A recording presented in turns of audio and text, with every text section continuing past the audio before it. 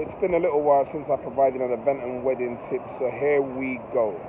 I want to talk about timing, and when I'm talking about timing today, I'm talking about the time you tell your guests that your event is starting. Number one, please don't delude yourself into thinking that your guests are going to honor the time that you have put on your invitation. Whether we like it or not, within the black community, we are known for showing up late.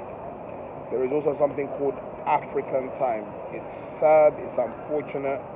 We wish it didn't exist, but it does. Very few people are willing to show up at 3 o'clock when you put on your event 3 o'clock. So when you're thinking about organizing an event, think about who you're inviting. Are these guests going to be guests that show up at 3?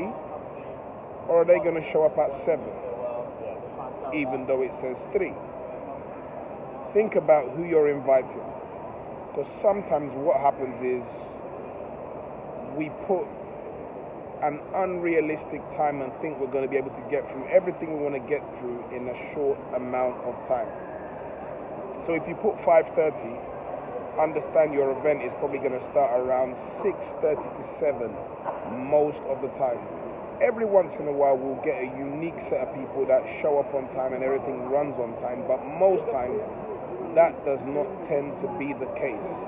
So think about your timings, and in thinking about your timings, think about who you're inviting and think about how much you want to get done, how much you want to achieve, what style of food service you're using, because all of these things will impact on the amount of time you have. How long do you have that venue to?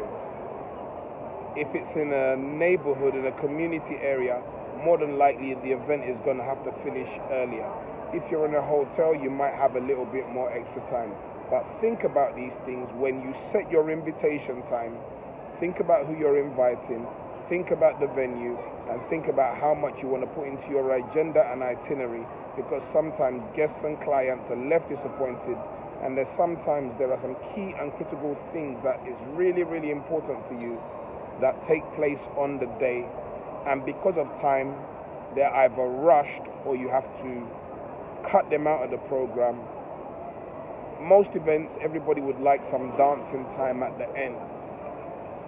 And bearing in mind, guests really, when they're leaving, they're asking a few things. Was there enough food? Was there enough drink? Did the event flow freely? And did we have enough time to dance?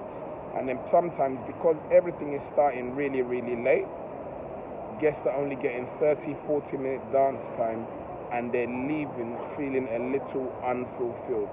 So think about when you start, and think about all the things that you put into your agenda. Event and wedding tip, haven't done one for a while.